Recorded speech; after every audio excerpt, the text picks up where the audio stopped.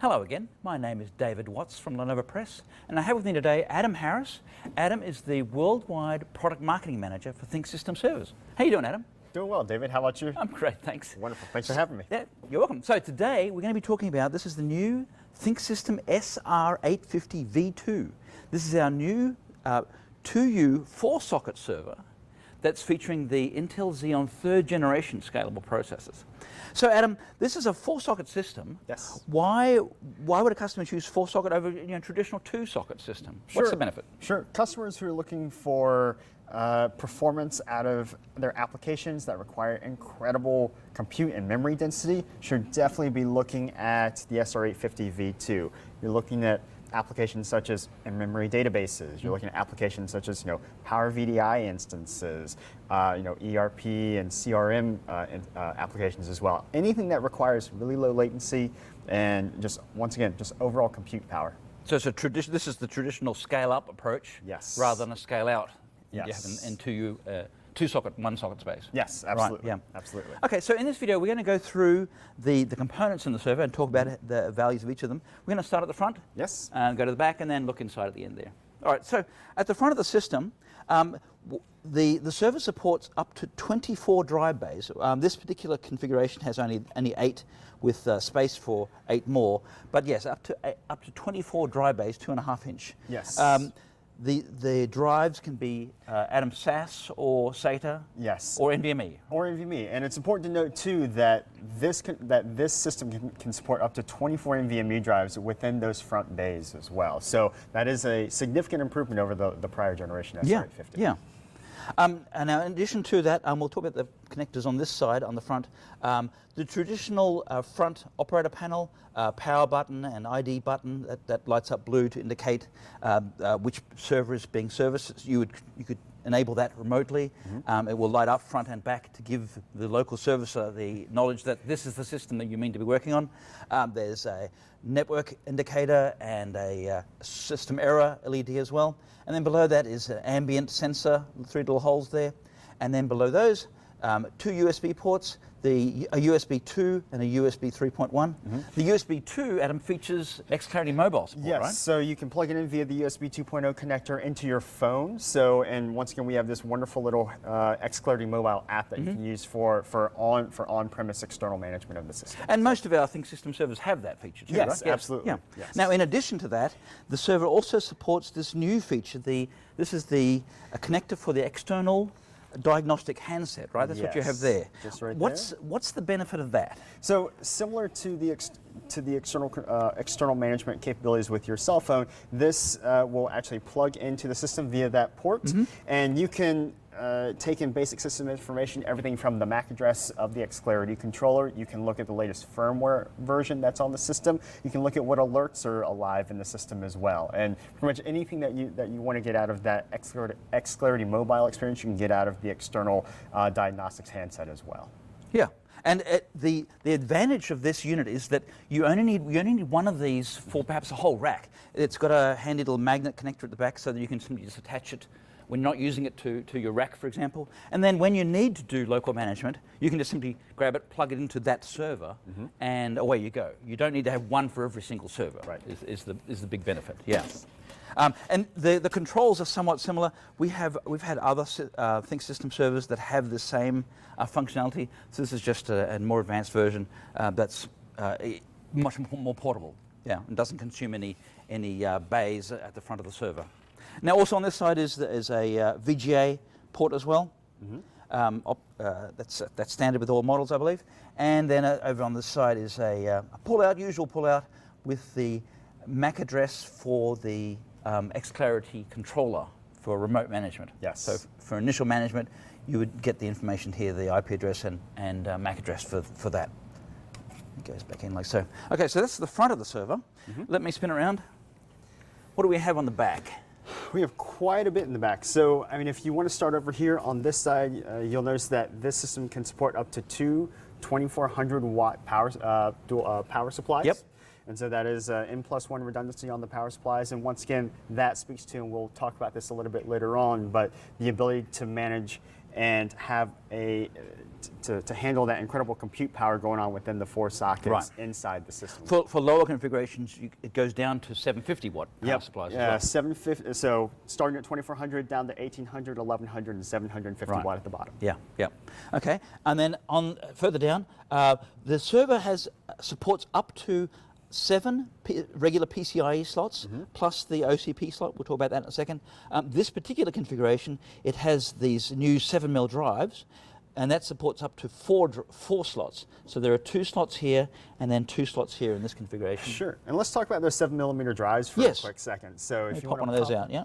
And so I think the first thing that you'll notice is that the 7mm drives are hot swappable. So if you're using these as a boot configuration, they are much easier to take in, obviously take in, take out, and serviceable compared to say an N.2 boot configuration. Rear accessible hot swap is really a key feature. Yes. And these can be either SATA or NVMe. Yes. Yes. They can. You can choose, and it's not a case you can mix them. It's either both SATA or both NVMe. Correct. You choose that at configuration time. Correct. Yep.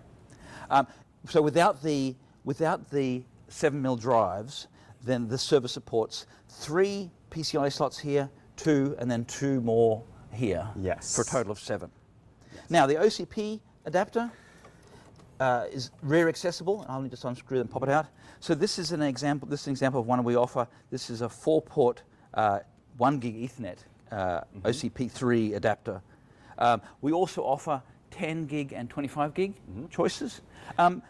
What's the benefit of this? Sure. So OCP 3.0 is new for our Intel-based systems, and what that is, it's an industry standard. So it's it kind of takes us away from it just eases the maintenance and serviceability of the system because it's a commonly used part. If you will. And you'll see this on more and more of our servers. Yes. We have this on the SR665 and 645, for example. But you'll be seeing this on more and more servers, and as we bring them out. So that goes back in that slot there. Yep. So as well, on the back, the usual ports you'd expect to see: serial port, VGA video port. This is the remote management Ethernet port. Yes. And we'll talk about XClarity controller in a moment. And there's an ID LED. Remember I talked about earlier in the video that there's the ID button. When you press that, that also lights up the blue light at the back, so you can then walk around in your data center, go to the hot aisle, and then you can see exactly which server it is that you're trying to work on. So that's quite a handy feature. And there's also a duplicate of the error LED as well on there. So that's, I think, all on the back. Let's spin it back around and open it and have a look inside.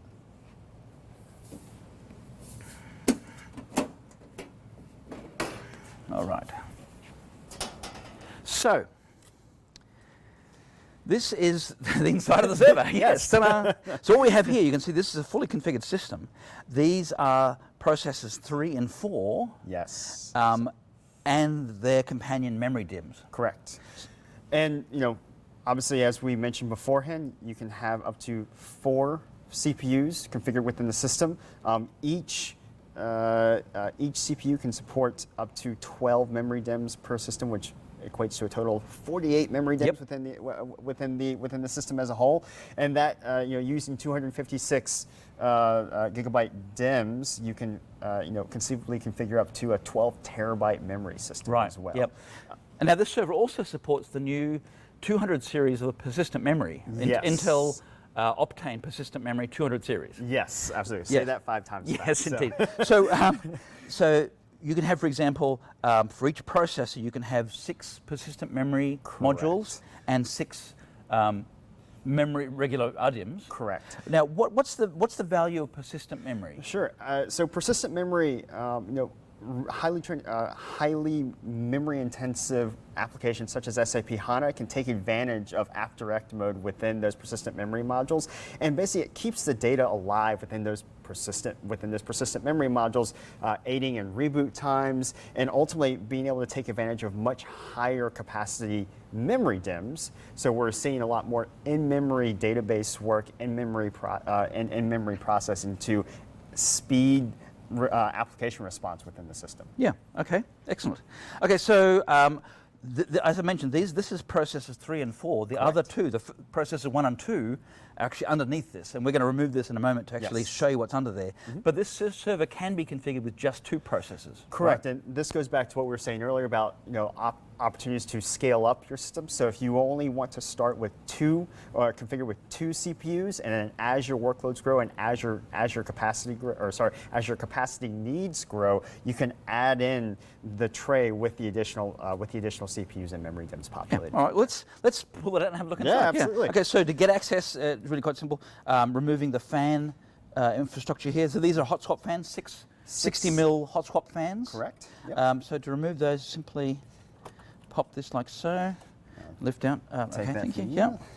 I would point out too that these are the riser cards, the backplane cards for our front hot swap drives. Yes, and so as with our ThinkSystem servers, you have 8 drive backplanes. So obviously 3 times 8 is 24, which is how you populate, and obviously you can mix and match, if you will, what backplanes you want. So you could have SAS SATA backplane or an NVMe backplane, or we have the AnyBay backplane. Yes. AnyBay is both SAS and SATA and NVMe to allow you to have different drives. Yeah, absolutely. Just in the same ultimate backplane. configurability and just ease of, once again, kind of how you choose to configure the system is made even simpler by those AnyBay backplanes. Yeah.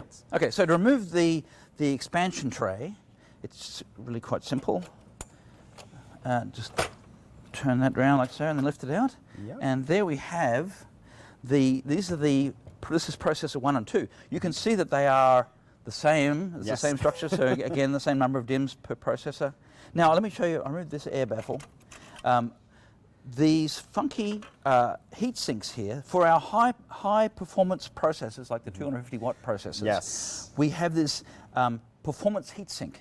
You may have seen this on other servers. These satellite heat sinks are connected via these liquid-filled copper pipe, copper tubing, and the whole point of this here is that this mechanism draws the heat away from the heat sinks that are on top of the processors to these satellite heat sinks, and then the additional airflow that coming through those will then provide better cooling for those high-performance processors. Yeah, and that's where, even things as simple as the air baffle design within the system really aid in helping us configure these systems as richly as possible with those 250 watt processors, and fully populated with the memory. And only in 2U space. Yeah, which is pretty crazy. So. Yeah. Okay, so these big 4 hunking connectors here, these are the UPI connections to join all 4 processors together. There are 6 UPI connections in the new Intel Xeon V3. Yes, the Gen 3. And it is a mesh connection between the UPIs. So all of the CPUs, talk to each other via mesh instead of a ring configuration within the system. So excellent performance, low latency as a result. Yes. Now the slot configuration is here. There's RAID cards, and I don't know what this is. Not quite sure if this is Fibre Channel or if this is InfiniBand. I'm not really sure. It's some sort of network connection there, that's for sure. Yes. You can see here there's this is the SuperCap power module for the RAID card. That's where that goes in this configuration. Quite a handy convenience there. Now, we mentioned earlier, this server is xClarity controller based for systems management. Yes. So that's one of the chips in this here. I think it could be this one right here. Yes. Yes. So xClarity controller is pretty much common on all our 2-socket and 4-socket ThinkSystem servers. Correct. And what xClarity controller gives the user, the system administrator, the ability to do is to access system diagnostics and get a sense of what's going on within your data center remotely via web GUI. Yeah. And the xClarity controllers talk to the xClarity administrator on the web GUI, and actually within one instance of xClarity administrator, you can manage up to 1,000 systems. And then with xClarity orchestrator, which is the manager of managers, you can actually manage up to 10,000 systems within one instance. So really quite a comprehensive management story right there. Yes, absolutely. Excellent. So on-prem with the external diagnostics handset, with your cell phone, with the web GUI. Yeah. Other connectors here, these 2 cables here are what go into the 7mm drives at the back. This one is if you just want to have onboard SATA If you just want to have SATA drives and don't want a RAID card, then you can drive, I think it's 8 SATA drives out of that connector. This one, and there's another one of them over there, yes. These two, and then there are 2 more on the expansion tray. These are the NVMe connections for direct connection NVMe drives directly to the processors. Yeah, and for those who don't know, that's why NVMe is so powerful, because they are direct connection to the motherboard instead of going through a RAID card or something along those lines. So there's four of those connectors for up to 16 direct connect NVMe drives. Yeah.